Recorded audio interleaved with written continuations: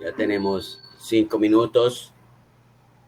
Bueno, hoy vamos a empezar la parte de bioquímica metabólica que tiene referencia al metabolismo, a la bioquímica dinámica, al metabolismo de las biomoléculas. Principalmente vamos a ver metabolismo de carbohidratos, lípidos y de compuestos nitrogenados.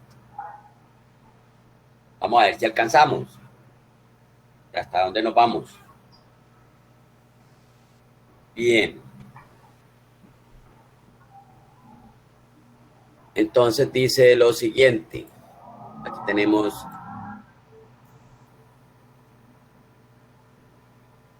metabolismo de carbohidratos. Entonces, primero que todo, vamos a definir los carbohidratos.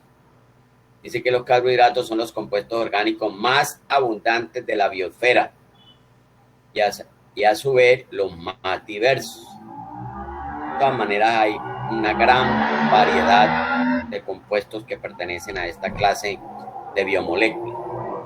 Normalmente se les encuentra en las partes estructurales de los vegetales y también en los tejidos animales como glucosa o glucógeno. Aquí ya estamos hablando, cuando hablamos de una glucosa, estamos hablando de un monosacárido. Cuando estamos hablando de un glucógeno, estamos hablando de un polisacárido. O sea que existen, dentro de los carbohidratos existen monosacáridos, oligosacáridos, polisacáridos. Los monosacáridos son los que tienen una sola unidad sacárida. Los oligosacáridos tienen de 2 a 10 y los polisacáridos tienen más de 10. De los oligosacáridos, los más importantes son los disacáridos. Son los que tienen 2, que están la sacarosa, la maltosa y la lactosa. ¿Cuál es la función? Dicen, esto sirve como fuente de energía para todas las actividades celulares vitales. Los carbohidratos son la fuente primaria de energía. La célula echa mano de carbohidratos cuando necesita energía en forma rápida. Cuando necesita energía en forma lenta, tardía, entonces puede utilizar los lípidos. Ya las proteínas las utiliza cuando está en estado de inanición, cuando uno se ingiere alimento durante 40 días, empieza la autodestrucción de la célula. Los carbohidratos también llamados hidratos de carbono, de ahí donde salió que acuñaron la palabra carbohidrato, que dijeron que carbohidrato eran aquellos compuestos que en su fórmula había el mismo número de átomos de carbono que de moléculas de agua, pero esto no se cumple para todos, porque hay algunos que, como la sacarosa, que tiene algunas propiedades semejantes a los que cumplen con la fórmula de CnH2n, H2O-N, pero son dulces y algunos no son dulces, son mucilaginosos como los almidones, ellos tampoco, entonces por eso se les dio el nombre general de polihidroxialdehídos o polihidroxicetona. O sea que carbohidratos son todos aquellos compuestos que tienen muchos grupos de hidroxilo y contienen en su estructura un grupo funcional aldehído o un grupo funcional cetona. Por eso se llaman polihidroxialdehídos o polihidroxicetona. Y ahí están incluidos los que tienen la relación carbono-agua igual, los que son dulces y los que son mucilaginosos. Entonces dice, también llamado hidratos de carbono, glúcidos, azúcares, son la fuente más abundante y económica de energía alimentaria de nuestra dieta. Están integrados por carbono, hidrógeno y oxígeno, y ahí su nombre. Bueno, aquí tenemos precisamente alguna clasificación nutricional de los carbohidratos. Algunos llaman carbohidratos complejos y otros carbohidratos simples.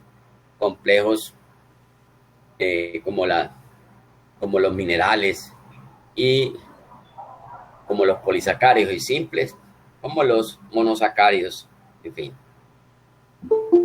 Aquí tenemos ya un esquema más definido sobre la clasificación de los carbohidratos. Entonces, pues, se puede hablar de simples o complejos. Los simples pueden ser monosacáridos y los complejos pueden ser polisacáridos. Los monosacáridos, pues podemos tener la glucosa o la fructosa. La glucosa se llama el azúcar de la sangre y la fructosa se llama el azúcar de las frutas.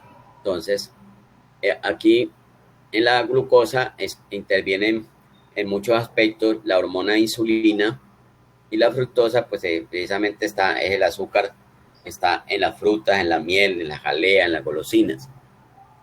La parte industrial, la industria de alimentos no utiliza glucosa para endulzar, porque la glucosa pues se usa más a nivel clínico y en cambio a nivel industrial alimentario, en la industria de alimentos se usa la fructosa, ese es el azúcar que utilizan para endulzar.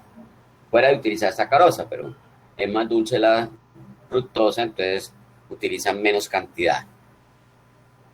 Y los complejos, tenemos dos tipos de polisacáridos que son la celulosa y el almidón. La celulosa pues forma parte de los vegetales, forma la pared celular, la pared de la célula, y el almidón, que son dos variedades, tenemos almidón vegetal y almidón animal.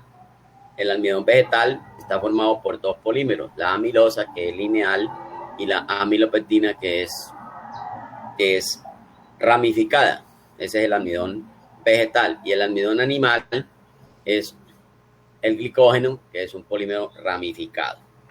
¿Cómo diferencia uno los dos en el laboratorio? Porque el almidón vegetal, cuando le agrega lugol, se pone color azul, y al almidón animal, el glucógeno, cuando se le agrega lugol, se pone rosado.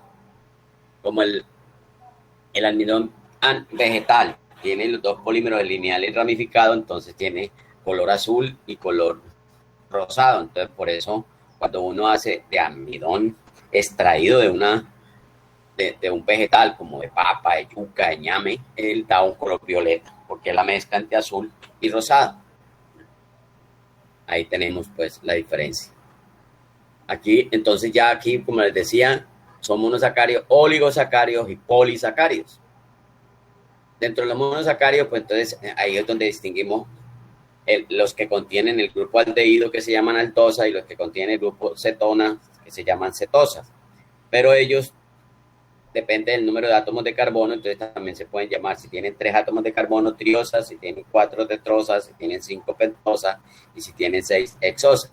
Entonces pueden existir cualquiera de esas dos combinaciones, aldotriosas, aldotetrosas, aldopentosas o aldohexosas, o también puede ser cetotriosas, cetotetrosas, cetopentosas y cetohexosas. También existe el de 7, que es heptosa, el de 8 ya todavía no existe.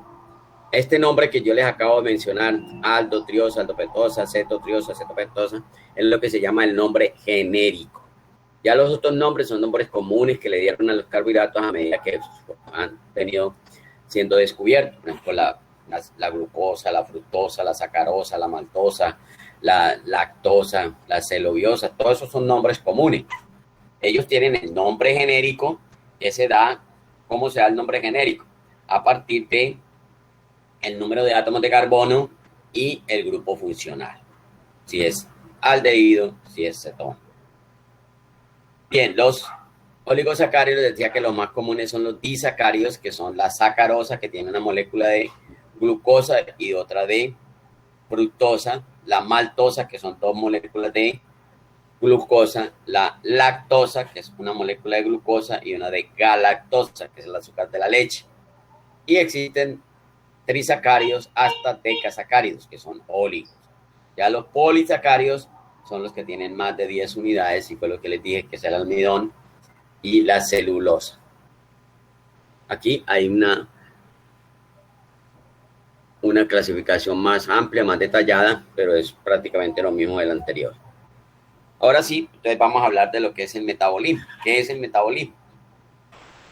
Algunos definen el metabolismo como se dice a partir del nombre en sí, meta, que significa, que dice más allá, y bolismo, que viene de bolo. Entonces, ellos dicen que metabolismo es mirar qué hay más allá del bolo, qué le pasa al bolo más allá, cuando entra al organismo. Porque el bolo alimenticio es el que se forma cuando nosotros ingerimos alimento y masticamos y formamos esa masa que va al estómago. Ese es el bolo alimenticio. Entonces, el metabolismo es qué pasa más allá de ese bolo, qué le pasa a ese bolo alimenticio. Por eso se llama metabolismo. Pero químicamente se define el metabolismo como a los procesos bioquímicos de formación, ruptura y conversión de los carbohidratos en los organismos vivos. Dicho de otra manera, son todas las reacciones químicas que se llevan a cabo en la célula viva. Y reacciones químicas pueden ser o reacciones de degradación o reacciones de biosíntesis, o sea, degradaciones donde participan liasas, hidrolasas, ¿sí? O reacciones de síntesis donde participan las ligasas o en fin las transferasas que también están formando compuestos. Bien, bueno, entonces ahí tenemos ya definido metabolismo desde un punto de vista químico o bioquímico, que son todas las reacciones químicas que suceden, que se llevan a cabo en la célula viva. ¿Cuál es la función primaria de los carbohidratos? Suministrar energía, aportar energía. ¿Por qué son primarios? Porque es fácil el acceso a los carbohidratos para producir energía. Los lípidos producen más energía, pero es más lenta la producción de energía de lípidos. Y de proteínas, pues mucho más lento todavía, porque hay que hacer más reacciones para poder llegar al compuesto del acetil-CoA, que es el que entra al ciclo de Krebs y produce energía. Entonces, por eso dice, los carbohidratos son las principales moléculas destinadas al aporte de energía gracias a su fácil metabolismo. Son fáciles de degradar. Entonces, ¿qué le pasa al bolo alimenticio? Entonces, lo primero, pero vamos a referirnos a la composición del bolo solamente referente a carbohidratos, porque el bolo alimenticio tiene carbohidratos, tiene proteínas, tiene grasas, tiene minerales, tiene vitaminas, tiene ácido nucleico, tiene todo. Pero solamente lo vamos a mirar desde el punto de vista de los carbohidratos. Entonces tenemos estos 5 factores: digestión, transporte, almacenamiento, degradación y biosíntesis. ¿Ya? Entonces, ¿qué es la digestión? Entonces, la digestión, dice, los carbohidratos más abundantes en los alimentos son el almidón y el glucógeno. Entonces, como son polímeros, son polisacáridos el almidón y el glucógeno, ellos si entran al sistema digestivo para pasar al torrente sanguíneo, ellos no pasan las membranas, porque son polisacáridos. Por eso es que yo soy muy crítico de esa publicidad barata de la nutrición y de la cosmetología, en que hablan de que algunos polímeros que atraviesan las membranas. Hasta donde yo sé, después de 45 años, no, yo sé que los polisacáridos no atraviesan membranas. Por eso hablan de que el glicógeno, que el colágeno, que el no sé qué, que si sé cuándo, que eso sirve y que eso se alimenta y se regenera tejido y todo eso. El colágeno, te lo untas en la piel y lo que hace es que hidrata un poquitico la piel y ya, pero él no entra a la célula. Muy difícil que entre a la célula. Ya, porque tiene que pasar membranas y las membranas no dejan pasar polisacáridos, polímeros. Entonces, y como son moléculas grandes que llegan al tubo digestivo, entonces por eso nosotros, o la mayoría de los animales, contienen un aparato digestivo, que es el encargado de romper, de degradar esas moléculas grandes y hacerlas accesibles para que pasen a través de membranas. Entonces, todos estos polisacáridos en el tubo digestivo, como veíamos aquí, en la digestión, se convierten en monosacáridos por la digestión. Cuando tenemos proteínas, las carnes, por la digestión producen aminoácidos. Profe, disculpe, lo que pasa es que hay una compañera que tenía problemas de luz y está ingresando y no puede. Ah, que está con... La ingresar ahora. No tiene correo de la universidad. Bueno, listo. Ok, gracias. Entonces decíamos, los carbohidratos, los polisacáridos que ingerimos, que son los almidones, mira, aquí tenemos pan, por digestión producen monosacáridos, principalmente glucosa. Las carnes, al digerirse, producen aminoácidos. Y las grasas, aquí los lípidos, producen ácidos grasos.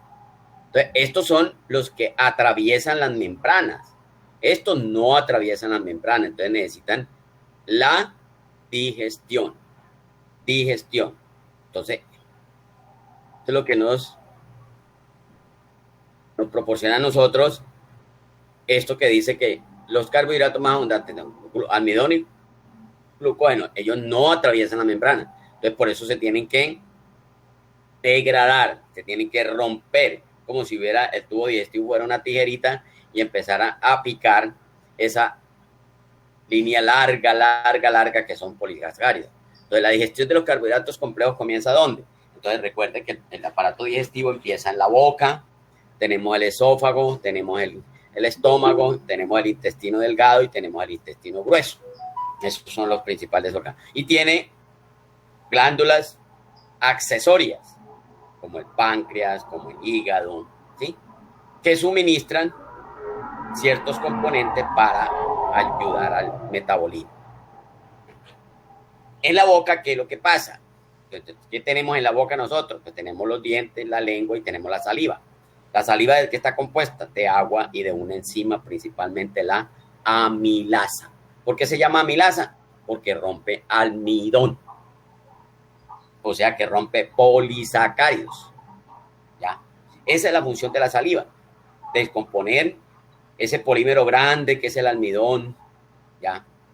Convertirlo en oligosacáridos más pequeños y ellos van a pasar al intestino y en el intestino se van a convertir en monosacáridos para poder atravesar las membranas de las células epiteliales del intestino en la tercera parte del intestino delgado, que es el ileón, ¿ya? Entonces, la boca, ¿qué es lo que hace? Disminuir el tamaño con los dientes y la lengua le proporciona movimiento y la saliva le proporciona agua y le proporciona la amilasa. En la boca los carbohidratos son los únicos que se degradan. Las proteínas no se degradan en la boca. Y los lípidos muy poquito. Hay una amilasa sublingual, pero muy poquito actúa debido a una lipasa sublingual debido al pH. El pH de la boca es de 6. Bueno. Pero los carbohidratos sí. ¿Ya? Empieza la degradación en la boca. Empieza. ¿Qué hacemos nosotros? Nosotros cometemos un error muy grande y es que la convención dice que el alimento debe ser masticado mínimo 20 veces. 20 veces para poder realmente hacer una masa. Porque es que lo que nosotros hacemos es tragar. Nosotros nos tragamos los pedazos de yuca, los pedazos de plátano, los pedazos de ñame y todas las cosas. Hasta pedazos de carne nos comemos. ¿Por qué? Porque no sabemos comer. Yo tenía un amigo que se demoraba 1 hora para almorzar. 1 hora. No, por eso, porque él sí masticaba. Nosotros almorzamos en 5 minutos. Imagínate. En 5 minutos ya terminamos el almuerzo. Entonces, eso es un error. Lo cometemos el 99.9% de las personas. Bien, entonces en la boca se hace eso, se forma el bolo, ahí es donde se forma el bolo, para pasar por el esófago, porque el esófago es un tubo, y no es tan grande como el de los animales, que uno ve un tubo por ahí de 2 pulgadas, pero no, nosotros no tenemos un tubo de 2 pulgadas de diámetro, por eso es que tiene que pasar en forma de masa, para que no estorbe, y sobre todo al pasar por la parte de la epiglotis y la tráquea y todas las cosas que son orificios más pequeños.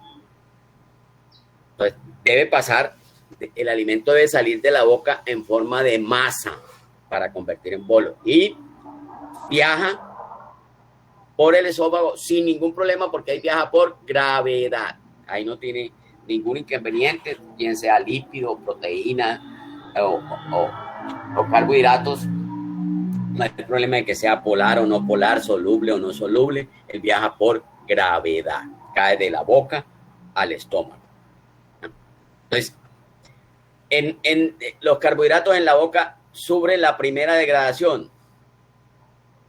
Muchos polisacáridos se degradan hasta oligosacáridos. Si nosotros permanecemos bastante tiempo, como dice, 20 masticadas, para poder degradar, para que actúe la enzima, porque es que no le damos tiempo a la enzima para que actúe, a la saliva no le damos tiempo. Luego llega el estómago. El estómago es una bolsa Hay mucha gente que ha tenido problemas de perder el estómago y le ponen una bolsa plástica. Y ahí llega el estómago, ese es el estómago. Porque ¿cuál es la función principal del estómago? Recibir el bolo alimenticio desde la boca que pasa por el esófago y llevarlo al estómago. ¿Y qué hace el estómago? Revolver más eso. Lo que pasa es que ahí empieza nuevamente una degradación. ¿Qué le llega al estómago? El jugo gástrico. De las paredes, de los parietales del estómago sale el jugo gástrico. ¿Qué es el jugo gástrico? Principalmente agua y ácido clorhídrico. Y una enzima que llama la pepsina. La pepsina sale como pepsinógeno, una enzima inactiva, al pH 2, que está el intestino, se activa y se convierte en pepsina. ¿Qué es lo que hace? Degradar proteínas, pero nosotros como estamos con carbohidratos, en el estómago no le pasa nada a los carbohidratos, nada.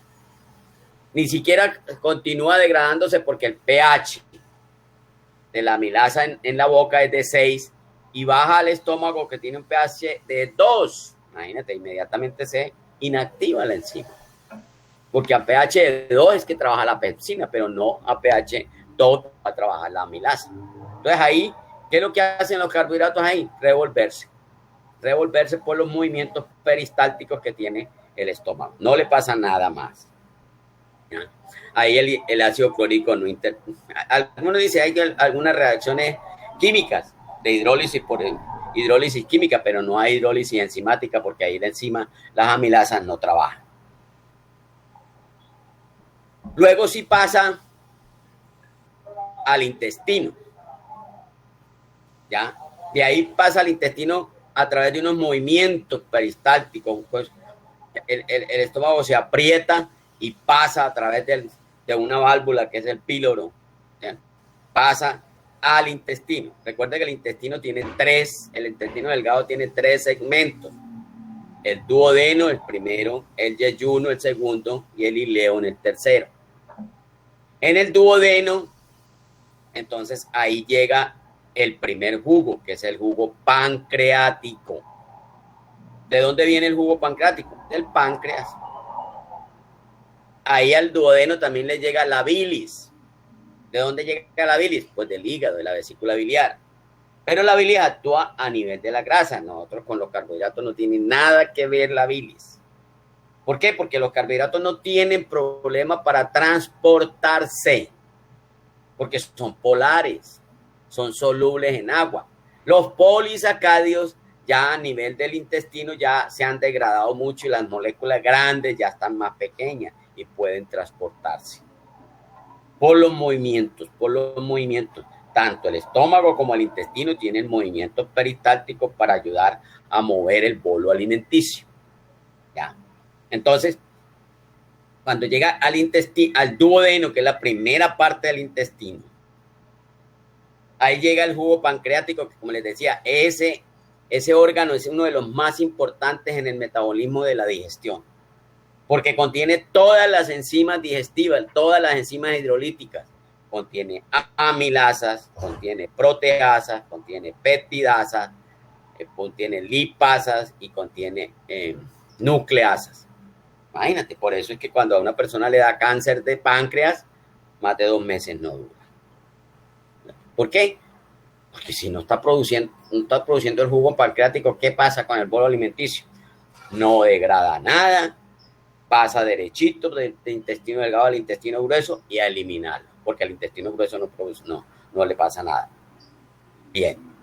Entonces, ya ahí cuando está en el duodeno, en la primera parte del intestino grueso, del intestino delgado, perdón. Entonces le llegó la amilasa pancreática. Entonces ya ahí empieza a degradarse todos los carbohidratos que llegaron o en forma polisacárida o en forma oligosacárida. ¿Ya? ¿Cuál es el pH del duodeno? 8. Imagínense, ¿qué pasa con el contenido del bolo alimenticio que sale del estómago, que sale a pH 2? ¿Qué hace la célula? ¿Quién me dice qué hace la célula porque todas esas enzimas del jugo pancreático trabajan a pH 8 y el bolo alimenticio llega con pH 2. Entonces, ¿qué hay que hacer? A ver, despierten. ¿Qué hay que hacer? A ver, ojo. Gastamos un mes hablando de ese proceso.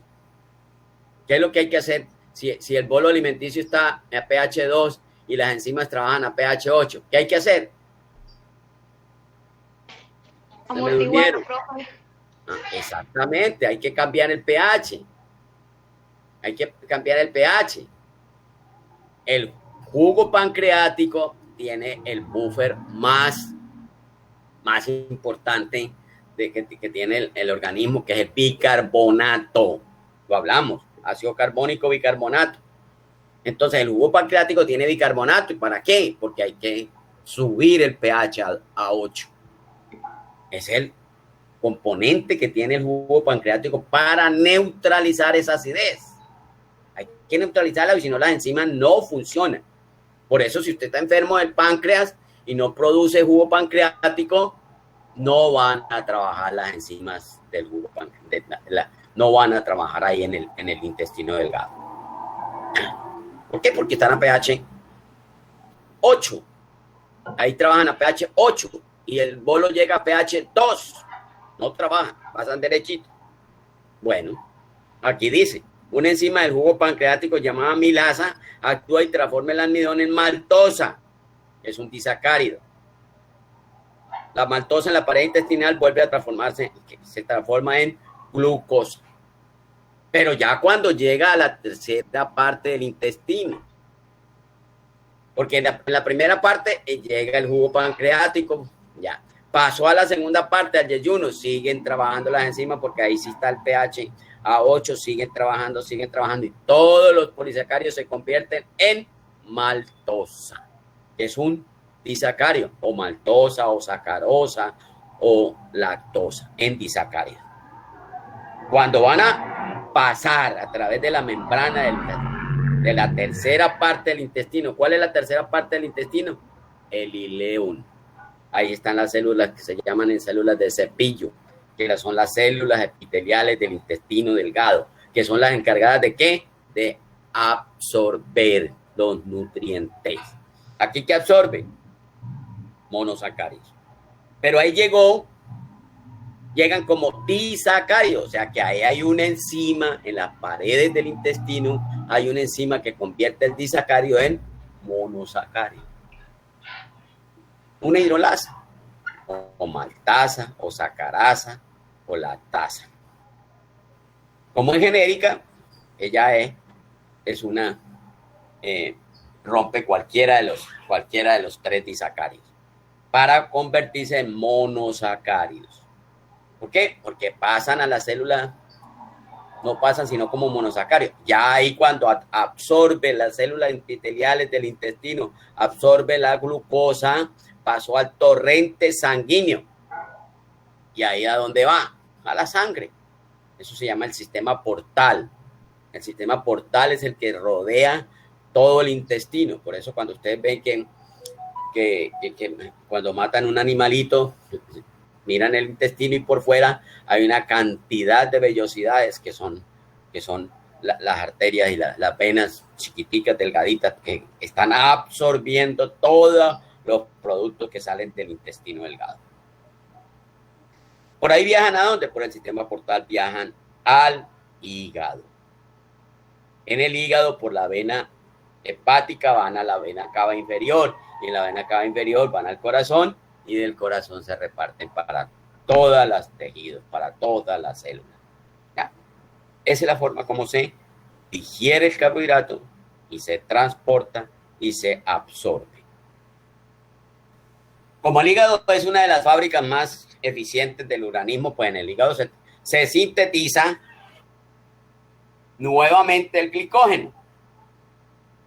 Porque si uno consume demasiada cantidad de glucosa y el hígado es encargado de suministrar glucosa a la sangre a través de la insulina.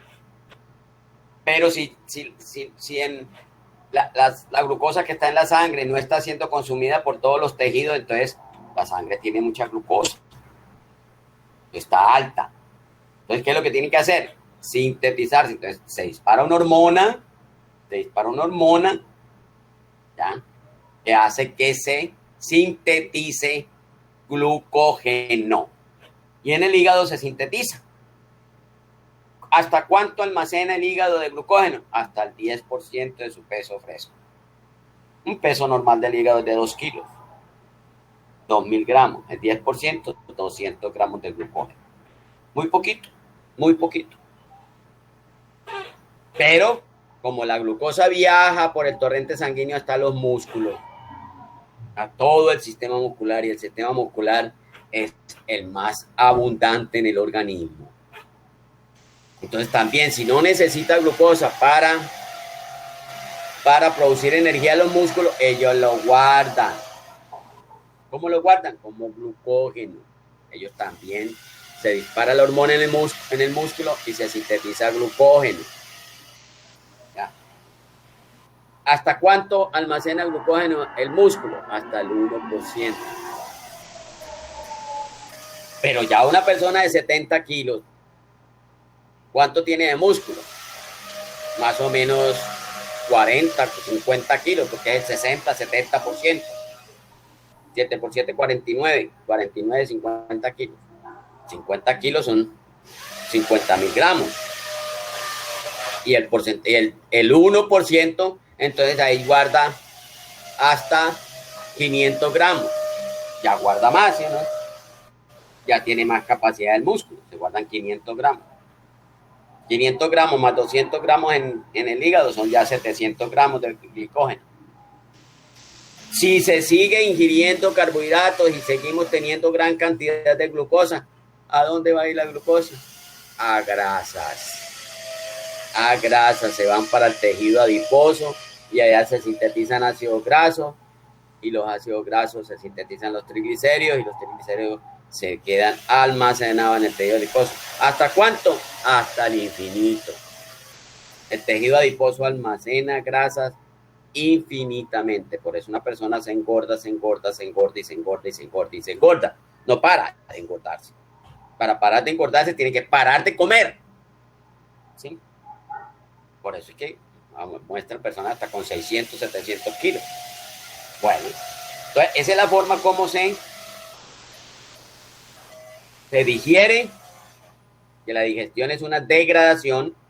¿Para qué se digiere el carbohidrato? Para poder ser absorbido, para poderse absorber a través de las membranas de las células epiteliales del intestino, de la tercera parte del intestino delgado, que es el ileo.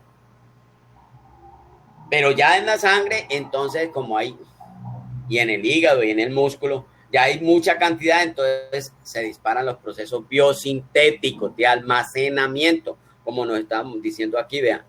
Se digiere, se transporta y se almacena. Ya se almacena en el hígado y en el músculo. ¿Para qué se almacena? Como reserva. Cuando se acaba la glucosa de la sangre, tanto en el hígado como en el músculo, entonces se tiene que obtener glucosa de ahí. Entonces se degrada el glucógeno para proporcionar glucosa. Entonces se dispara otra hormona y esa otra hormona activa el proceso de degradación. Entonces por eso aquí tenemos degradación, porque después de estar almacenado, degradamos. Y en esa degradación también, y aquí aparecen los procesos de biosíntesis. Entonces ahí tenemos todo lo que es la digestión, el transporte, el almacenamiento, la degradación y la biosíntesis. Cuando hay mucha glucosa para almacenarse, ¿qué hay que hacer? Sintetizar, ¿qué? Glucógeno en las células animales. En los vegetales, el almidón. Pero cuando hay necesidad de la célula de energía y de metabolitos, ¿qué se hace? Se degrada. Pero eso ya es en célula. La digestión principalmente es en el aparato digestivo. En las células hay degradación, no hay digestión. Ojo con eso, degradación en la célula. Hay degradación, no hay digestión. Hay biosíntesis, sí. Hay transporte, obvio, por todo el sistema hay que transportar todos los nutrientes. Y almacenamiento cuando hay exceso. Las únicas que no se almacenan son las proteínas y los ácidos nucleicos. De resto, los carbohidratos y los lípidos se almacenan. Los lípidos son los que más se almacenan. Bien. Entonces, ¿aquí qué dice? Estas enzimas intestinales son las encargadas de transformar todos los carbohidratos, como por ejemplo la lactosa, sacarosa, etc. Entonces, todos serán convertidos en monosacáridos, glucosa, fructosa y galactosa. Ya en forma de monosacárido es como nuestro organismo los absorbe, pasando al hígado, donde posteriormente serán transformados en glucosa. La glucosa pasa al torrente sanguíneo y es oxidada en las células, proporcionándonos 4 kilocalorías por cada gramo. El hígado es el encargado de mandar toda la glucosa a todas partes. A todas partes. ¿Por qué? Porque ahí lo recibe. ¿De dónde lo recibe? Del sistema portal. ¿Y hacia dónde lo lleva? Hacia el corazón a través de la vena cava inferior, de la vena hepática y luego la vena cava inferior y lo lleva al corazón. Y el corazón es el encargado de dispersar todo. Aquí tenemos el sistema digestivo, la boca, el esófago, el intestino delgado, el intestino grueso y los órganos accesorios como el hígado que tiene la vesícula biliar, el páncreas, en fin, todo eso. Ahí tenemos. Este es el sistema digestivo. ¿Qué pasa en el intestino grueso? Recuerda, el intestino grueso no degrada. Se fermentan algunas cosas por las bacterias que tiene, por los microorganismos que tiene. Cuando uno almacena mucho desecho en el intestino grueso, pues tiene problemas de indigestión. ¿Por qué? Porque las bacterias están trabajando ahí y están degradando y entonces producen ácidos, producen alcoholes, por eso tiene que eliminarse rápido. Bien, ahora ¿cómo es el transporte? Ya yo les hablé del transporte. El transporte, los carbohidratos no tienen problema para transportarse. ¿Por qué? Porque son polares. ¿Y cuál es el que se transporta? La glucosa. La glucosa es la que se transporta por todo el torrente sanguíneo. En los vegetales se transporta la sacarosa. La savia, que es la sangre, entre comillas, de los vegetales, transporta es sacarosa. Nosotros transportamos glucosa. ¿Ya? Y la glucosa es la que se metaboliza, la que nosotros vamos a ver ahora cuáles son las rutas metabólicas para descomponer la glucosa. En el músculo, cuando se degrada la glucosa, que ahora vamos a ver por la fermentación láctica, se produce un compuesto que se llama el lactato, el ácido láctico. Ese ácido láctico ocasiona problemas en el músculo, ocasiona los calambres. Entonces, por eso tiene que ser transportado al hígado para ser nuevamente sintetizada la glucosa en el hígado. ¿A través de qué vía? La gluconeogénesis. Ya les dije cómo se almacenan los carbohidratos en forma de glucógeno en hígado y en músculo, 10% en hígado, 1% en músculo. Dado su mayor tamaño, el principal reservorio de carbohidratos es el músculo. Ya le dije que es el 1% y como el músculo tiene más. Entonces ya a nivel celular viene la degradación. Entonces cuando ya sintetizó, almacenó, entonces viene la degradación y entonces es lo que se llama la glucogenólisis. Todos los procesos metabólicos que son degradativos tienen el sufijo lisis. Por eso glucólisis, lipólisis, proteólisis. Son degradación. ¿Para producir qué?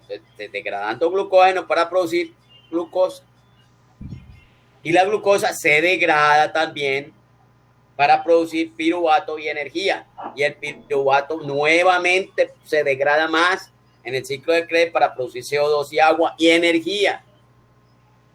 Y también la glucosa se va a degradar en la vía de las pentosas para poder generar poder reductor y pentosas. ¿Dónde van las pentosas? A la síntesis de ácidos nucleicos, la ribosa y la desoxirribosa. Entonces ahí viene lo que es la degradación de los carbohidratos. Aquí tenemos un esquema.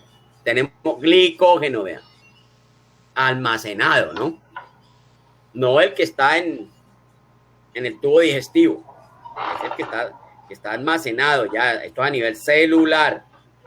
Entonces el glicógeno que tiene N moléculas de glucosa a través de una enzima que se llama la glicógeno fosforilasa. Con un fósforo, le pega un fósforo a una glucosa y se forma la glucosa 1-fosfato. Entonces, de esa forma. Y entonces el glicógeno queda un glicógeno con una unidad menos de glucosa y se sigue degradando, -2, -3, -m. Entonces ya tenemos la glucosa 1-fosfato. La glucosa 1-fosfato para llegar al sistema activo de la glucosa, que es la glucosa 6-fosfato. La glucosa 6-fosfato es la glucosa activa. Por eso la glucosa sola se puede transportar por la sangre y no tiene ningún problema, porque no está activa. Ella se activa dentro de la célula, no en la sangre. Si se activa en la sangre, pues se consume. Se la consumirían ¿quién? Las bacterias o las infecciones o todo que tenga la sangre. Y no llegaría glucosa a los tejidos. Pero por eso ella a nivel sanguíneo se transporta la glucosa. Cuando entra a la célula para empezar a ser metabolizada, entonces entra como glucosa 6-fosfato.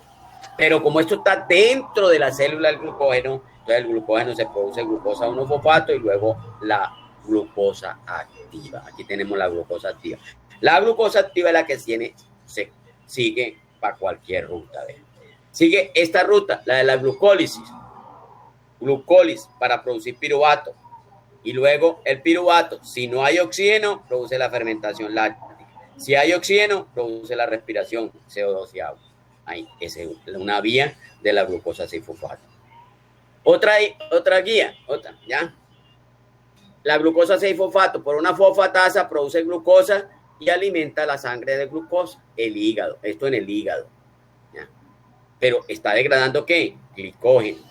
Produce glucosa 1-fosfato, glucosa 6-fosfato. Y una fosfatasa produce glucosa y la glucosa se va al torrente sanguíneo.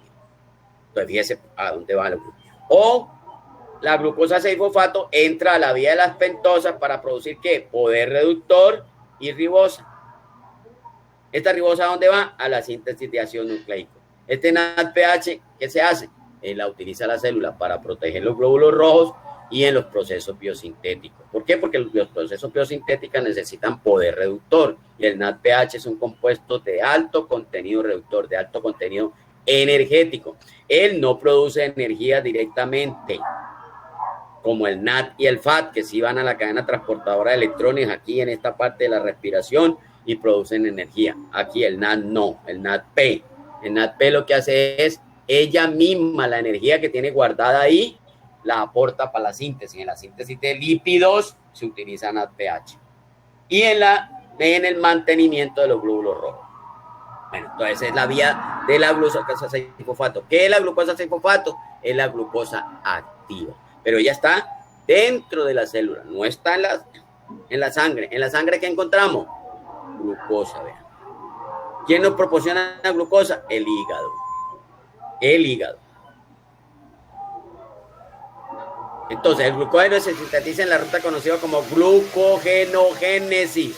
Cuando hay mucha glucosa en la sangre, entonces en el hígado se empieza a sintetizar. ¿Cuál es el sufijo de la síntesis?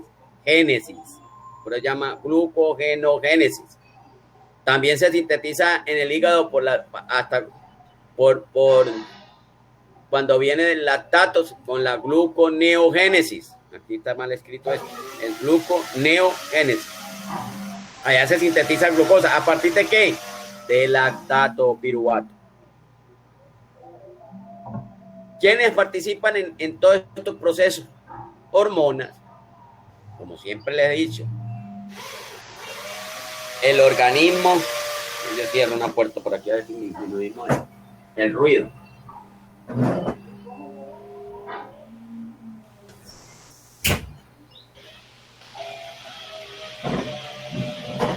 mucho, pero algo. Siempre el control de todo el metabolismo. ¿Quién lo dirige? El cerebro. Pero el cerebro dirige sus señales a las glándulas para producir ¿qué? Hormonas. Aquí tenemos 3 hormonas: la insulina, la adrenalina y el glucagón. Entonces, ¿Qué hace la insulina? Estimula el transporte de glucosa al interior de la célula y la síntesis de glucógeno. Cuando hay mucha glucosa en el torrente sanguíneo, entonces la insulina es la encargada ¿de qué? De disminuir la cantidad de glucosa en sangre. ¿Qué hace? Abre la célula. La insulina funciona como un portero. Tiene la llave para abrir las puertas de la célula, para que entre la glucosa y dentro de la célula se sintetiza glucógeno. Y la insulina, entonces, ¿qué está haciendo? Está en la puerta, en la membrana de las células, de los tejidos, y entonces se activan las enzimas y empieza a sintetizarse glucógeno. ¿Qué hace la adrenalina? Eleva los niveles de azúcar en sangre y estimula la degradación de glucosa en hígado y músculo. Entonces, fíjense que hace lo contrario, ¿sí o no? Hace lo contrario. La adrenalina y la insulina hace lo contrario. ¿Ya? ¿Qué es lo que pasa? Por eso cuando se produce glucosa. ¿Para qué produce glucosa el organismo? Cuando necesita energía. Si tiene una alta necesidad de energía, la adrenalina se sube. ¿Cuándo se sube la adrenalina? Cuando uno le da nervios, cuando uno se asusta, cuando en las clínicas le dio un infarto, le inyectan adrenalina. ¿Para qué? Para que se forme bastante glucosa y se produzca bastante energía y el corazón vuelva a funcionar. Cuando usted va por allá, por una calle bien tranquilito, pensando, no sé, rico, en las nubes, y le aparece un Rottweiler así bien grandote, ¿qué pasa? Del susto, ahí le da un susto tremendo. ¿Qué genera? Adrenalina, y usted puede saltar una pared de 5 metros sin ser atleta. Después no sabe cómo bajarse de allá. ¿Por qué? Adrenalina. Pero tiene un problema la adrenalina, que sube la presión sanguínea, y por eso con el susto le puede dar un infarto. En cambio, el glucagón, dice, eleva los niveles de azúcar, hace lo mismo, vean, eleva los niveles de azúcar en sangre y estimula la ayuda a la degradación de glucógeno en el hígado. En el hígado, no en el músculo. Pero el glucagón no sube la presión sanguínea. Entonces, a nivel normal, la hormona que funciona es el glucagón. Entonces, el glucagón y la insulina son hormonas antagónicas. Y la adrenalina, ¿cuál es la antagónica de la adrenalina? La noradrenalina, que son epinefrinas, norepinefrina y epinefrina. Entonces, ahí tenemos las 3 hormonas que participan en degradación y síntesis de glucógeno. Entonces, ya cuando tenemos a nivel de degradación celular, entonces, ¿cuáles son los procesos? Entonces, recuerden que hablamos de metabolismo catabólico y metabolismo anabólico, metabolismo degradativo y metabolismo biosintético. ¿Ya? Entonces, todas las rutas metabólicas que son degradativas tienen el sufijo lisis y todas las rutas que son sintéticas tienen el sufijo génesis. ¿Ya? Entonces aquí tenemos glucólisis, degradación de glucosa, gluconeogénesis, síntesis de nuevo de glucosa, glucogenólisis, degradación de glucógeno, glucogénesis, síntesis de glucógeno. Ahí tenemos. Entonces vamos a mirar cómo funcionan eso. Aquí tenemos, nuevamente miramos los dos grandes grupos de metabolismo, catabolismo, anabolismo. Los carbohidratos, ¿cuáles son las rutas catabólicas del carbohidrato? Glucólisis, la glucólisis sin apellido, pero la glucólisis puede tener apellido y se llama glucólisis anaeróbica. ¿Por qué? Porque no hay oxígeno. Glucólisis aeróbica, porque tiene oxígeno. Vía de las pentosas fosfato y glucogenólisis. Estas son las vías catabólicas de los carbohidratos. Y aquí tenemos las vías anabólicas. Gluconeogénesis, síntesis de nuevo de glucosa. Glucogenogénesis, síntesis de glucógeno. Y este término que pues vamos a ver pues, es la glucogenosis. Aquí tenemos. Los unos van para arriba, ya. Este catabolismo sería para abajo y este sería para arriba. Degradación, síntesis. La clase pasada vimos la comparación, el cuadro comparativo entre anabolismo y catabolismo. Entonces, vamos a ver la primera que dice aquí, vean, glucólisis. Glucólisis es degradación de glucosa. Puede ser glicólisis o glucólisis, cualquiera de los dos términos. ¿Qué es la glucólisis? Degradación de glucosa. Dice glucólisis o glicólisis es una vía catabólica a través del cual tanto las células eucarióticas como procarióticas, ya en todas las células, es universal, oxidan diferentes moléculas de glúcidos que obtienen energía. ¿Cuál es el objetivo? Producir energía. Producir energía. Colateralmente producen unos metabolitos que pueden ser reutilizados, pero el objetivo de la glucólisis es producir energía. ¿En dónde se lleva a cabo? En todas las células. Procariotas, eucariotas, anaeróbicas, aeróbicas. Es universal la glucólisis. Ahora vamos a ver qué dice.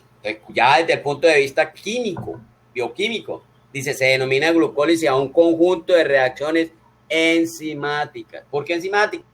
Todas las reacciones químicas que se llevan a cabo en el organismo vivo están mediados por enzimas. ¿Por qué? Porque el organismo tiene que controlarlas, el cerebro tiene que controlarlas.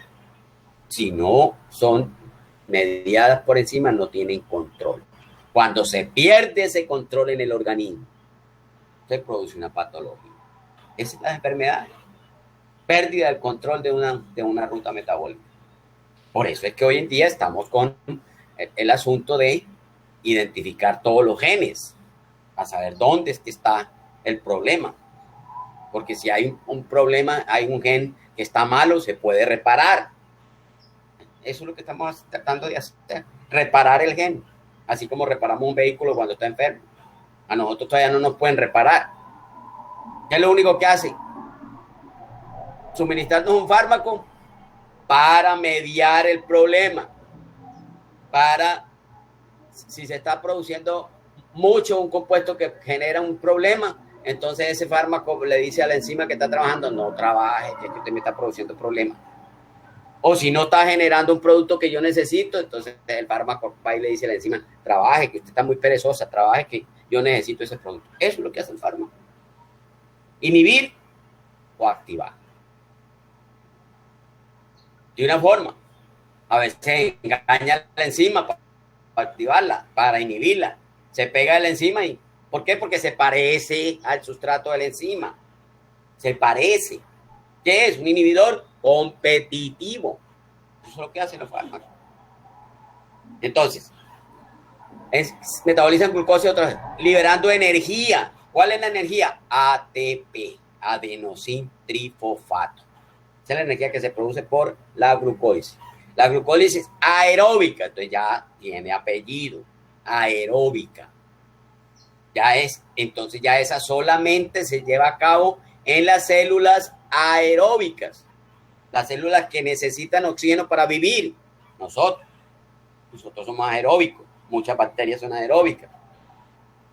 ¿Qué es la realizada en presencia de oxígeno? Produce ácido pirúvico y la glucólisis anaeróbica, en ausencia de oxígeno, produce ácido láctico. Aquí hay un leve error, porque es que en presencia de oxígeno, toda la glucólisis produce pirúvico, sin oxígeno o con oxígeno. El pirúvico es el compuesto que toma los dos caminos. Si hay oxígeno, produce CO2 y agua. Y bastante ATP. Si no hay oxígeno, produce ácido láctico y produce poquito ATP. Aquí está. Ácido láctico. La glucólisis es la principal vía para la utilización de los monosacáridos, glucosa, fructosa, galactosa, importantes fuentes energéticas de las dietas que contienen carbohidratos. Puede ser cualquier monosacárido, cualquier exosa, glucosa, fructosa, galactosa. ¿Por qué? Porque la primera enzima de la vía glicolítica, que ahora la vamos a ver, es una hexoquinasa. Tiene afinidad de grupo, especificidad de grupo. Ella no reconoce específicamente la glucosa, sino que sea exosa, de 6 carbonos. 6 carbonos, un carbohidrato. Y puede ser aldohexosa, cetohexosa, pero sí tiene que ser exosa. Por eso puede ser glucosa, fructosa o galactosa. ¿Cuáles son los puntos importantes de la glucólisis? Eso es lo que nos interesa a nosotros, saber qué es lo que está pasando en esa ruta metabólica. Dice, la glucosa es un proceso universal de obtención de energía. Universal. Se lleva a cabo en todas las células. En todas las células. Sean procarióticas, eucarióticas, aeróbicas, anaeróbicas, vegetales, animales, microorganismos. Todas, ¿no? Por eso llama es universal. Es la vía inicial de la catálisis. ¿Por qué? Porque produce pirúvico y el pirúvico es el que va a repartirse para todas partes. ¿Dónde ocurre? En el citosol de la célula. Por eso, si es en células eucarióticas, tiene el citosol. No va a las estructuras membranosas. Si es en células procarióticas, pues las procarióticas no tienen estructura membranosa. Es independiente del oxígeno. Ojo, la glucólisis es independiente del oxígeno. Porque es que la glucólisis va de exosa a pirúvico. No necesita oxígeno. En este proceso, una exosa se transforma en compuestos de 3 carbonos. Entonces, la función del... ¿Qué es lo que hace la glucólisis? Parte la molécula de 6 carbonos en 2 moléculas de 3 carbonos. En esa partición que realiza, nos genera 2 ATP y 2 moléculas de NAD. ¿Por qué? Porque se llevan a cabo reacciones de oxidación-reducción y reacciones de fosforilación a nivel de sustrato. ¿Cuál es? Produce una ganancia neta de 2 ATP por molécula de glucosa. Y tiene 10 reacciones que pueden ser reversibles o irreversibles. 10 reacciones. La primera es una exoquinasa, la segunda es una isomerasa, la tercera es otra quinasa, la cuarta es una liasa, la quinta es una otra isomerasa, ¿ya? La sexta es una oxidorreductasa. Después viene una hidratasa. Después viene una mutasa. Después viene una hidratasa. Después viene... Bien, ahora vamos a ver todas las enzimas. ¿Cuál es el objetivo de la glucólisis? Producir ATP. Punto número crucial. Producir ATP. Que, como son 10 reacciones, se producen metabolitos, ¿sí o no? Esas 10 reacciones están íntimamente acopladas en el citoplasma. Acopladas. ¿Qué significa? Que el producto de la reacción 1 es el sustrato de la reacción 2. El producto de la reacción 2 es el sustrato de la reacción 3. Y así sucesivamente hasta llegar a la reacción 10, que produce piruvato. Ya. Están acopladas. Por eso, la suma de todas esas 10 reacciones, ¿cómo lo hacemos? Glucosa para producir pirúvico más 2 ATP más 2 NAD. Y termodinámicamente tiene un delta G negativo. A pesar de que algunas de las reacciones, algunas de las 10 reacciones pueden tener un delta G positivo. La reacción con delta G positivo es termodinámicamente no posible, pero cuando está sola, pero cuando está acoplada, otra la jala, otra que tenga un delta G negativo la jala y se lleva a cabo. Por eso la suma de las 10 reacciones es termodinámicamente posible. A esa ruta de glucólisis de producir desde glucosa hasta pirúvico la hizo este señor, Ender Mellerov. Esto es parte de señores, Ender Mellerov. Por eso la ruta a veces se llama la vía de Ender Mellerov-Partner, que es producción, oxidación de glucosa. Tiene 3 etapas. Bueno, esto todavía. ¿Qué es lo que pasa? Pero eso se lleva a cabo dentro de la célula, en el citoplasma. Pero la glucosa, ¿dónde está? En la sangre, en la parte exterior, en los espacios intersticiales. Tiene que entrar a la célula. ¿Quién hace que entre? Un transportador.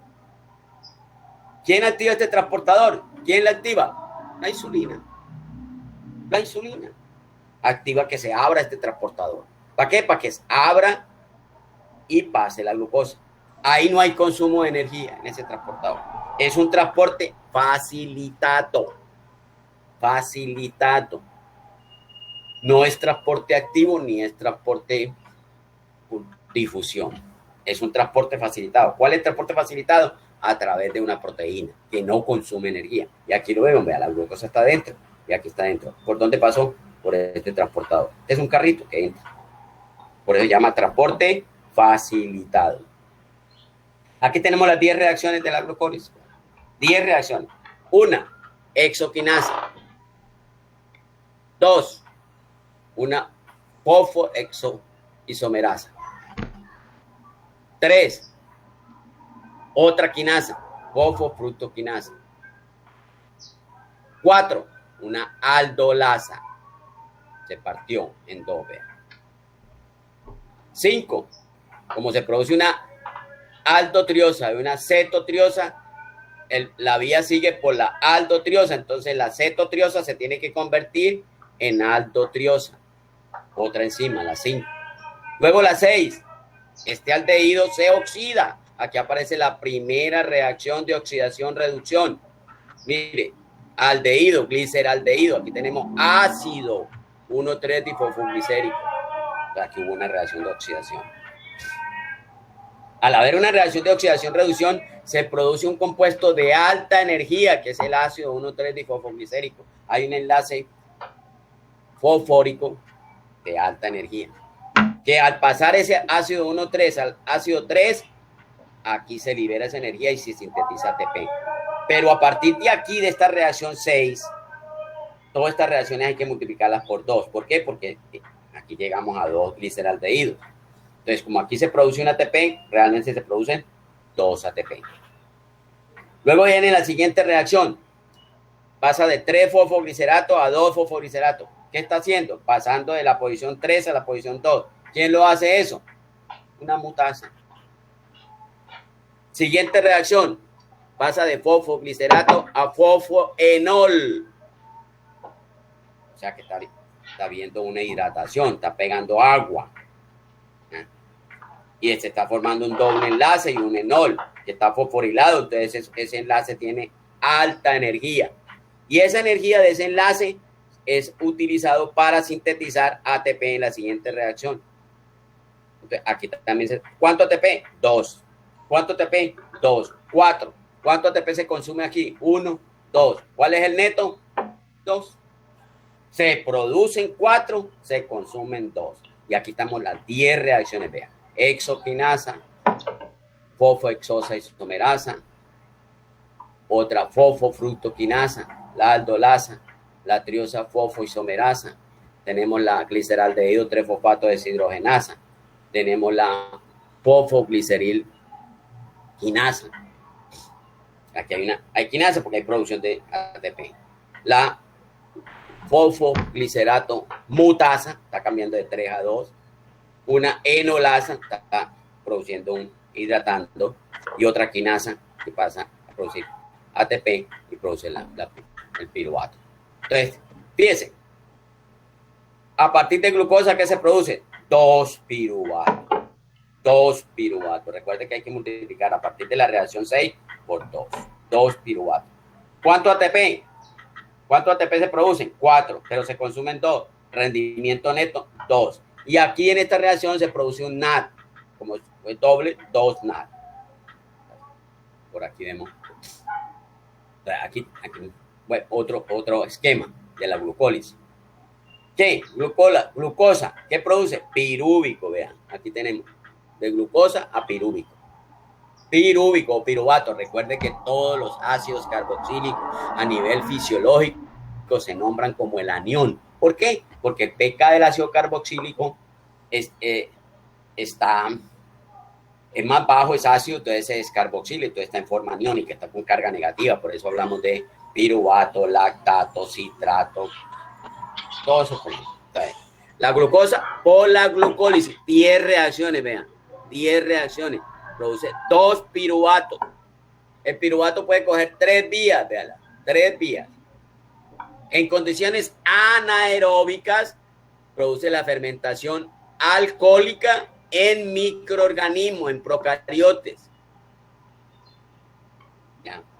En condiciones anaeróbicas, pero en células eucarióticas, produce la fermentación láctica en músculo. Y en condiciones aeróbicas, produce CO2 y agua y bastante cantidad de ATP. Y produce el compuesto que entra al ciclo de Krebs para producir CO2 y agua. Entonces son 3 vías de piruvato: vía aeróbica y vía anaeróbica. Pero anaeróbica puede ser en bacterias, fermentación alcohólica; en células eucarióticas, fermentación láctica. Ahí tenemos. Entonces, esa glucólisis tiene 3 etapas. 3 etapas. Cuando la vemos aquí, de aquí hasta aquí, es la etapa preparativa. Preparativa es la que nos dice aquí. Preparación y corte. La glucosa de 6 carbonos es fosforilada 2 veces por ATP y cortada en 2 moléculas para formar moléculas de gliceraldehído 3-fosfato. Requiere una entrada de 2 moléculas de ATP por molécula de glucosa. Aquí está. Esta etapa de glucosa hasta aquí. La etapa preparativa. ¿Qué necesita? 1, 2 ATP. ¿Qué sucedió? Rompimiento de 6 carbonos en 2 productos de 3 carbonos. Pero este se va hasta aquí, hasta el producto de 3 carbonos. Luego viene la etapa de oxidación y generación de ATP. ¿Cuál es esa etapa? Esta. Aquí. Oxidación y generación de ATP. Oxidación aquí de la gliceraldehído 3-fosfato deshidrogenasa. Ojo, por eso es que vemos enzimas. Y el subtipo de deshidrogenasa es una oxidorreductasa. Por eso decimos que esta reacción es de oxidación-reducción. Y aquí hay una quinasa. Aquí hay producción de ATP. Entonces aquí tenemos la segunda etapa. Hasta aquí. La tercera etapa, formación de piruvato y generación de ATP. Entonces, ¿dónde tenemos esa etapa? Aquí ven. Formación de piruvato y generación de más ATP. Entonces tenemos una etapa, 2 etapas, 3 etapas. Todo es, a partir de glucosa, producir 2 pirúvicos, un neto de 2 ATP y 2 NAD. Aquí la vemos, mire las 3 etapas, mírela. 1, 2, 3. ¿Qué le pasó en la primera etapa? Consumió ATP. ¿Y qué produce? 2 compuestos de 3 carbonos. 1, 2, 1, 2. Segunda etapa, oxidación, reducción, vean. Y generación de ATP. ¿Por qué decimos que hay oxidación, reducción? Vea, porque aquí se produce un agente reductor, el NADH, y se produce ATP. O sea, la segunda etapa es redox y generación de ATP. Tercera etapa, producción del pirúvico y producción de ATP. Ahí tenemos las 3 etapas. Esa es la glucólisis. Son 10 reacciones desde glucosa hasta pirúvico. ¿Qué produce? Una de 6 carbonos produce 2 de 3 carbonos. Desde el punto de vista de masa, ahí está la masa. 6 carbonos produce 2 carbonos. En la etapa preparativa consumimos ATP. Pero en la etapa 2 y la etapa 3 generamos ATP. ¿Cuántos? 4. 2 y 2, 4. Ganancia neta, 2. Entonces, al final, ¿qué tenemos? 2 pirúvicos, 2 ATP netos y 2 NADH. Ahí tenemos. Esa es la glucólisis. Pues por eso algunos solamente hablan de dos fases, que es la fase preparativa y la fase de beneficio. ¿Por qué beneficio? Porque estas 2 fases son de beneficio, la 2 y la 3. ¿Por qué de beneficio? Porque son las que nos generan el ATP y son las que nos generan el pirúvico, que son los productos finales de la glucólisis. Eso es beneficio. Lo que ya tenemos de producto nosotros, de producto, lo que produce de producto. La que produce ya el producto de la glucólisis, ese es el beneficio. ¿Ya? Por eso habla de la fase preparativa, que gasta energía, y la de beneficio, obtención de energía y obtención de piruvato. Aquí está la fase preparatoria. en la fase preparatoria de la glucólisis se invierten 2 moléculas de ATP y se rompe la cadena dexosa en 2 triosas. Se dan las siguientes reacciones y catalizadas por las siguientes enzimas.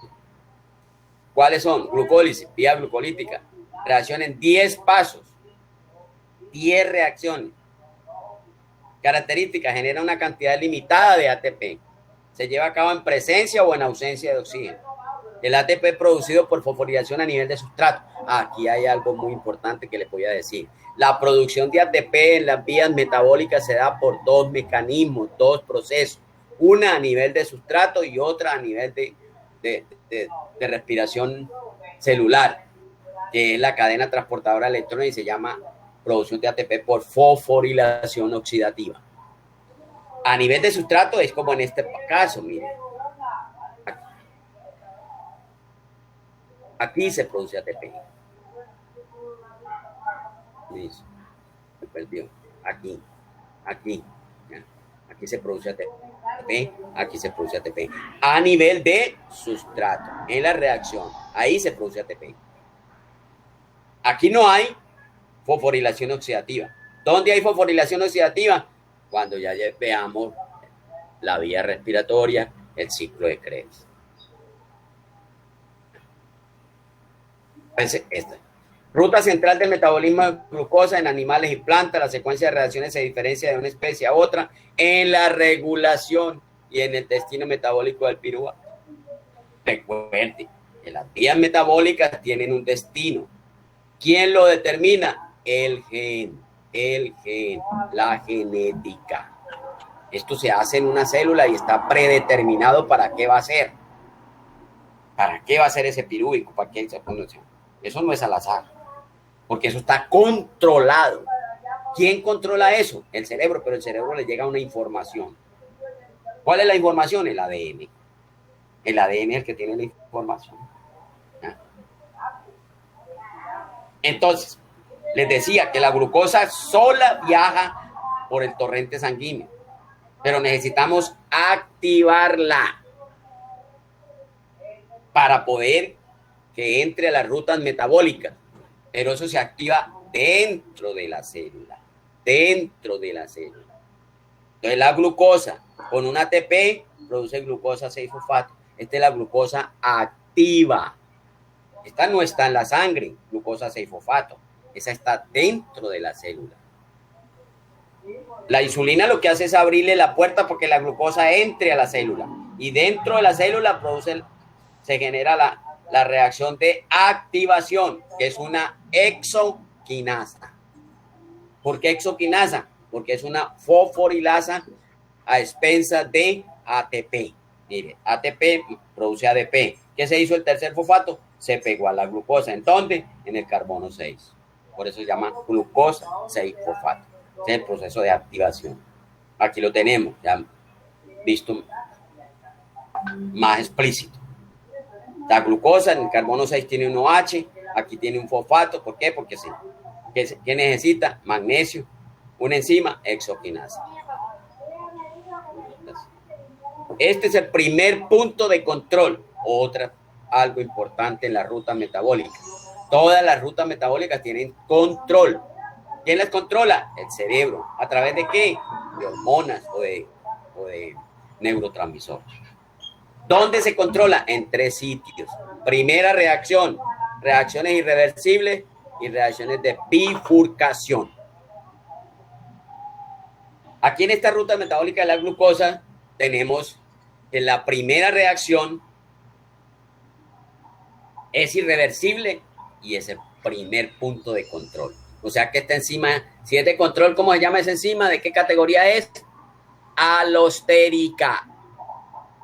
Todas las enzimas que catalizan reacciones en punto de control son enzimas alostéricas, porque hay que regularlas. Tienen que tener un sitio activo y un sitio de regulación. ¿Para quién? Para el regulador, que puede ser un efector negativo o un efector positivo.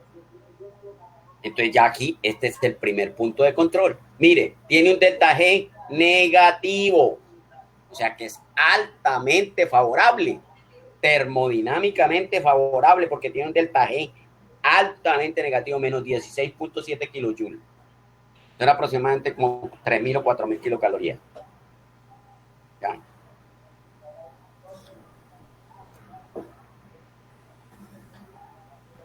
Aquí, ¿qué es lo que vemos? Cuando vimos que la entrada de glucosa a la célula a través de un transportador entró la glucosa, se activa, se forma glucosa fosforilada y ya no puede salir. ¿Vean? Ya no puede salir. Ella no puede salir. Por acá, por este transportador, no puede salir. Ni por aquí, por ninguna parte. Se activó. Entonces, ¿cómo la regulación? Depende de las concentraciones de glucosa y glucosa 6-fosfato, ya que al haber mayor de glucosa en sangre, la actividad de esta enzima se incrementa, por lo que la velocidad de la glucólisis aumenta proporcionalmente. Entonces, si en la parte externa hay mucha glucosa, la sangre, la insulina empieza a abrir este transportador y empieza a entrar glucosa a la célula.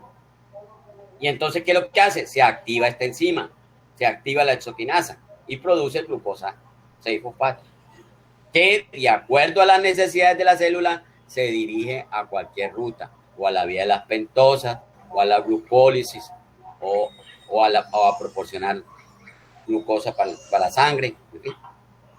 La regulación de la glucoquinasa está dada de manera indirecta por la insulina. ¿Sí ven? La glucoquinasa está aquí. Por la insulina, ¿por qué? Porque la insulina es la que abre este transportador para que entre glucosa. Y si aumenta la concentración de glucosa, se activa la hexoquinasa. Entonces, se activa. Entonces, indirectamente está regulada por la insulina. Aquí tenemos, mire, la glucosa 6-fosfato. Glucosa activa, ¿dónde está? Dentro de la célula, en el citoplasma. Entonces ella puede coger 5 caminos. Veala, 5 caminos puede coger. 1, glucólisis, para producir pirúvico.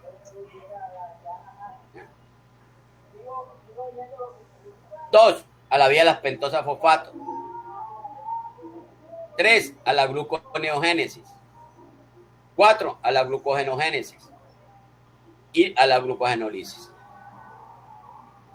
Entonces, cualquiera de esas rutas puede pasar. Pero glucosa activa, glucosa 6-fosfato. Entonces, aquí tenemos, ya la glucosa 6-fosfato activa se convierte en fructosa por una isomerasa.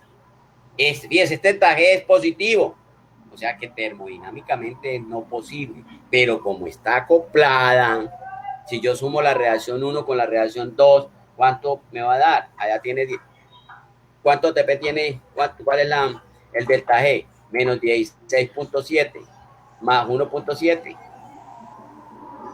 Tiene 14. Todavía tiene 14 de negativo. O sea que la suma de las dos da un delta G negativo, se lleva a cabo termodinámicamente. La reacción 3, otra reacción irreversible. Segundo punto de control. Y este es lo que llaman la enzima marcadora de la glucólisis. ¿Qué es un punto marcador? Que cuando yo quiero ver si en un tejido hay la vía anaeróbica, ensayo esa enzima. Si ahí en ese tejido, en ese caldo que yo tengo, en ese homogenizado, en ese extracto que yo tengo, se me lleva a cabo esta reacción, digo yo, ahí está la ruta anaeróbica, la glucólisis anaeróbica. ¿Por qué? Porque mire este punto de control, fosfofructoquinasa. Esta es una enzima alostérica. Punto de control. Segundo punto de control. Primer punto de control, reacciones iniciales. Primera reacción. Segundo punto de control, reacciones muy reversibles. Vean, menos 14.2 kilojoules. Eso me está diciendo que la reacción. ¿Por qué? Si yo calculo la constante de equilibrio, esto me da una constante gigante, que significa que la reacción está toda desplazada hacia la derecha, hacia el producto.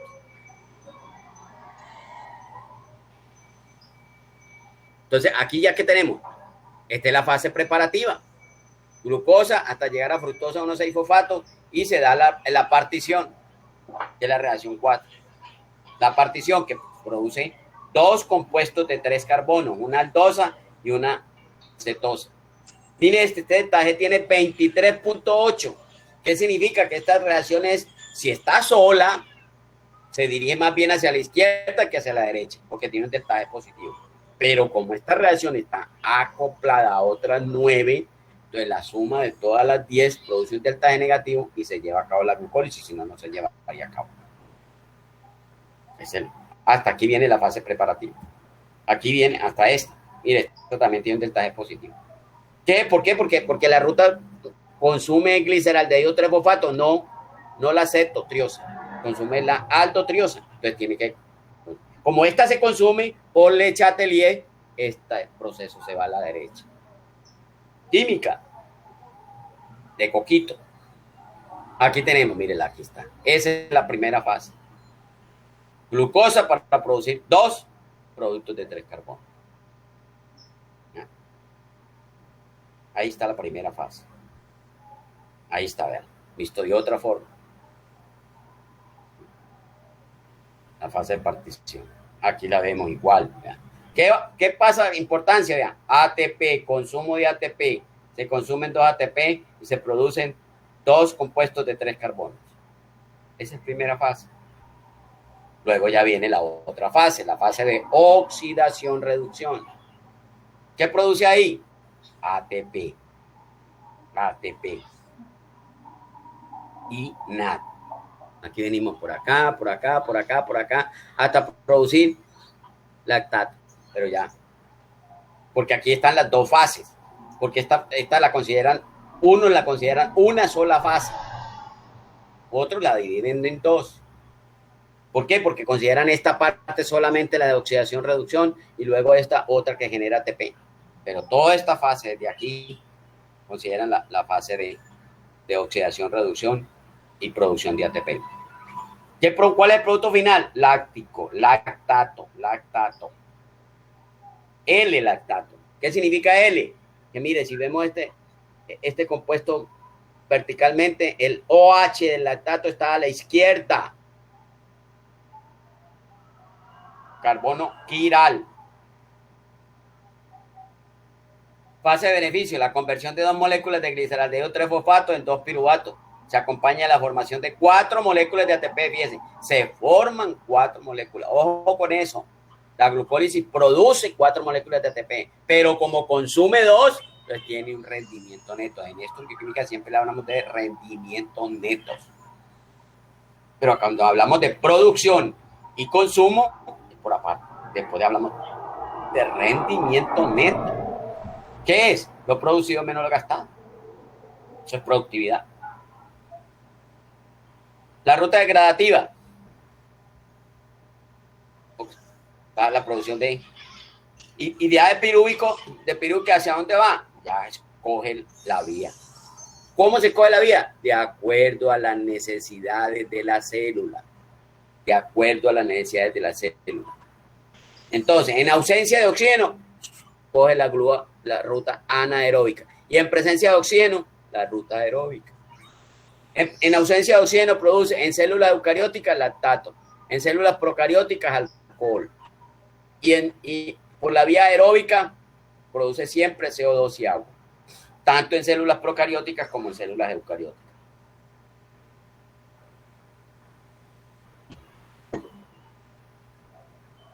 Ahí tenemos más la parte de la oxidación, pero fíjense que en la oxidación se nos está generando un NAD, un compuesto de alta energía. Y aquí nos está generando este compuesto, 1,3-difosfoglicerato, este enlace es de alta energía. Y por eso la reacción siguiente produce ATP. Aquí está. Produce ATP. Produce ATP. Y miren, menos 18.5 kilojoules. Altamente favorable termodinámicamente. Por eso cuando se suma va a darnos una reacción altamente. De la 3 a la 2, ¿qué está haciendo? Cambiando de posición, una mutasa. Es una reacción de isomerización, tiene un deltaje positivo. Luego viene la deshidratasa. Y hidratasa, si uno como lo mide hacia allá o hacia acá.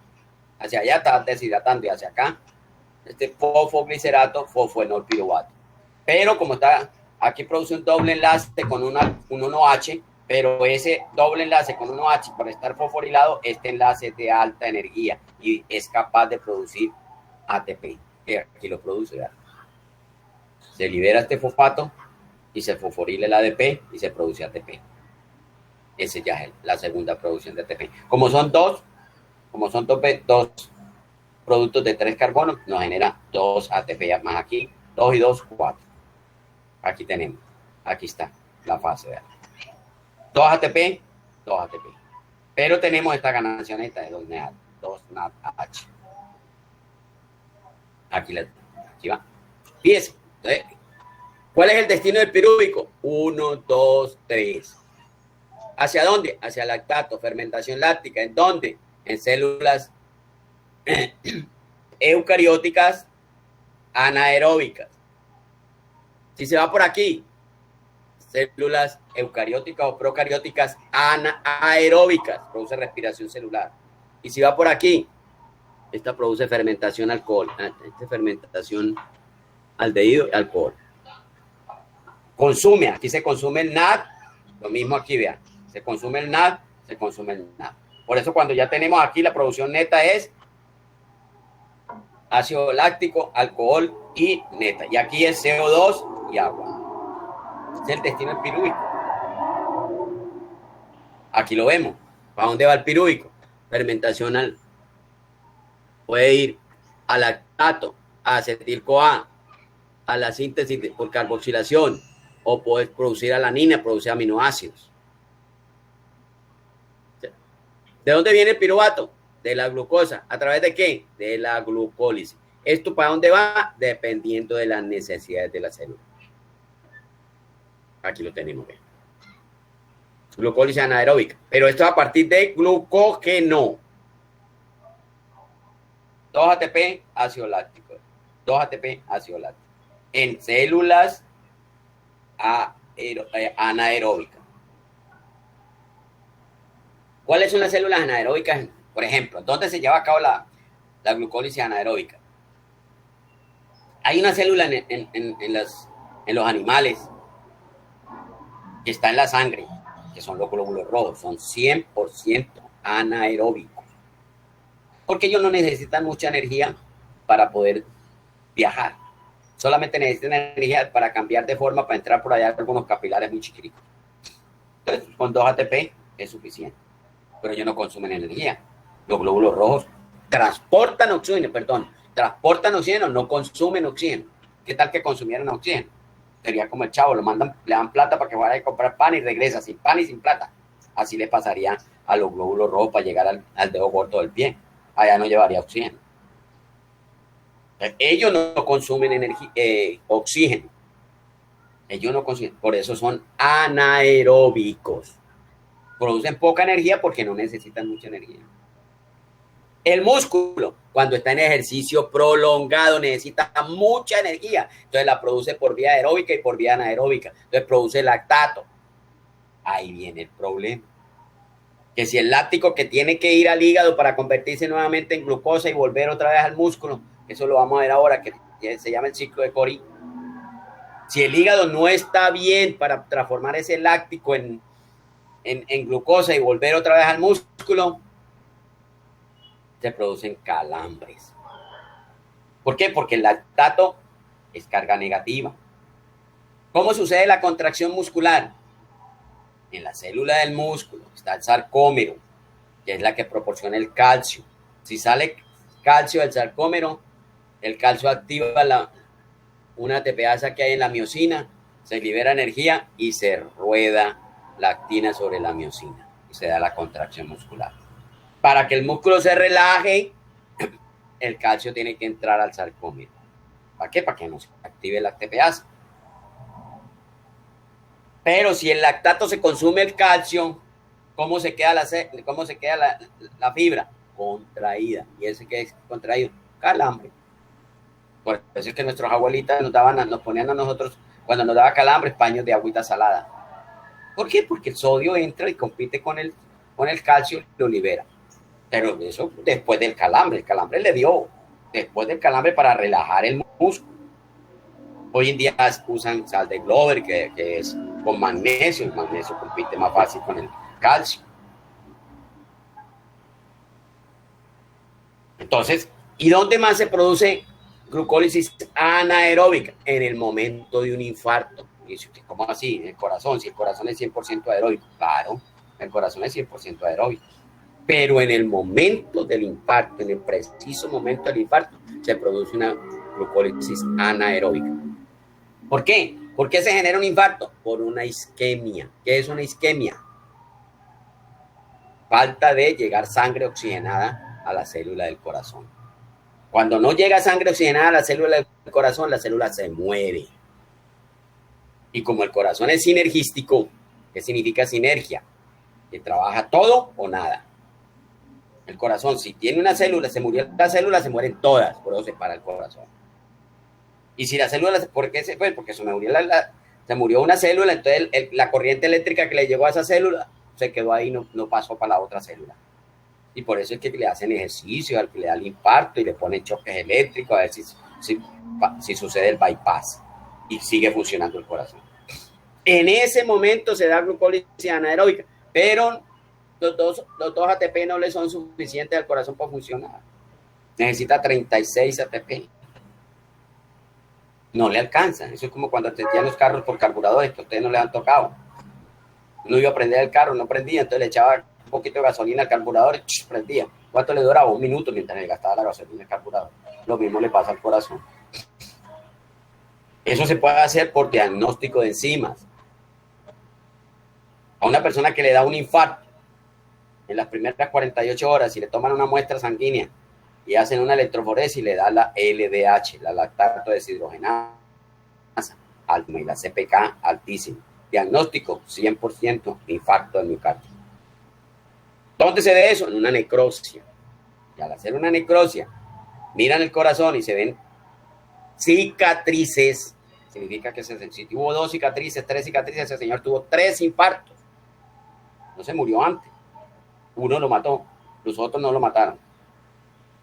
Eso es lo que llaman los tales preinfartos. Que me dio un preinfarto, no, eso no es preinfarto, le dio un infarto, lo que pasa es que le dio en un tiempo muy pequeñito y se recuperó. Pero en la necropsia, el médico sí le puede decir, a este señor le dieron 4 infartos antes de darle el que lo mató. Ya.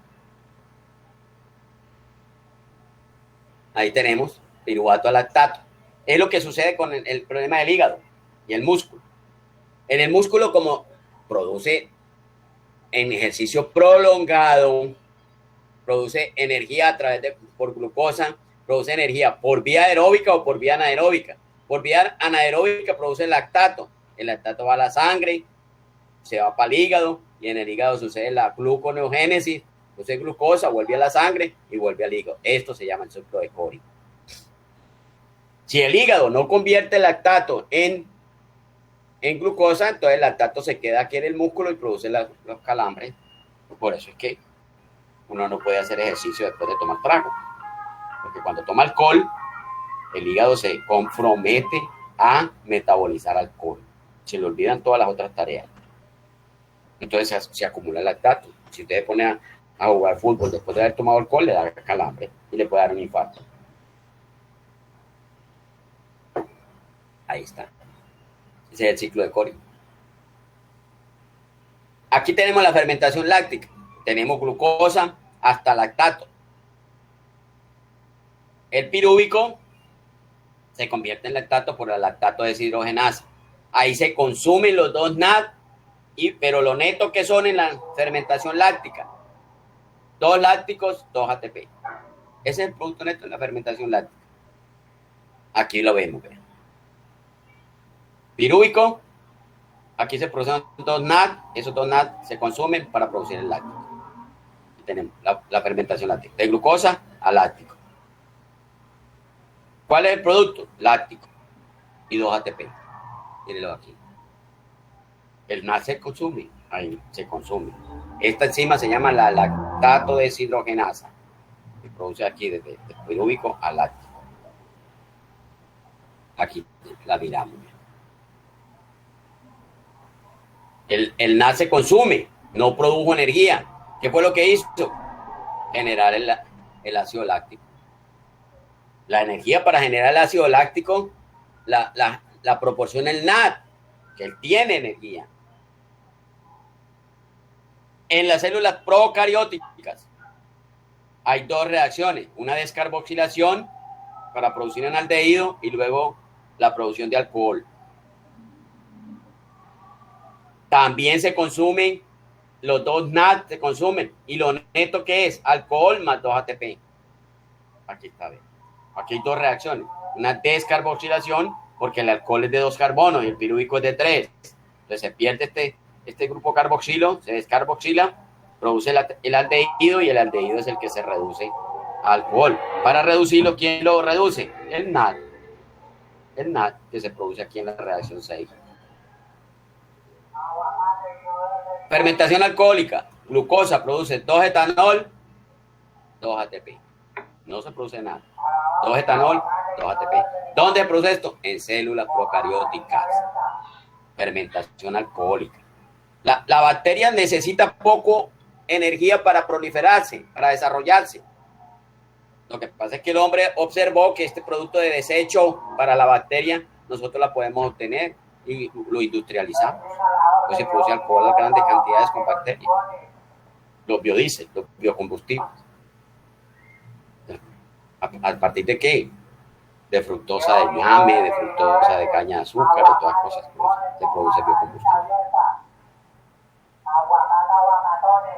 Entonces ahí tenemos glucosa, glucólisis, pirúvico. Pirúvico va hasta etanol. Entonces, fermentación alcohólica. Glucosa, acetil-CoA. Pero ya aquí viene otra, entonces solamente pirúvico, lactato. ¿Aquí qué pasa? Ciclo de Krebs. Ciclo de Krebs. Y esto ya es respiración, glucólisis aeróbica. Entonces dice, la glucólisis se integra con muchos procesos metabólicos con intermediarios celulares de 3 y 6 carbones comunes a otras rutas. ¿Cuál? La ruta de las pentosas, que después la vamos a ver. Y para producir el ciclo de Krebs, que eso hoy lo vamos a dejar ahí. Lo vamos a ver. Aquí viene la glucólisis aeróbica. ¿Dónde sucede? En la mitocondria. Pero ya, ¿cuánto llevamos? Las 10 y 14, ya. 8 y media, 10 y media. Listo. Eso es todo. Hasta aquí llegamos. No alcanza el tiempo.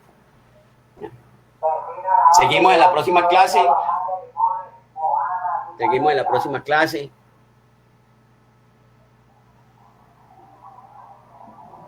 Profe, una pregunta.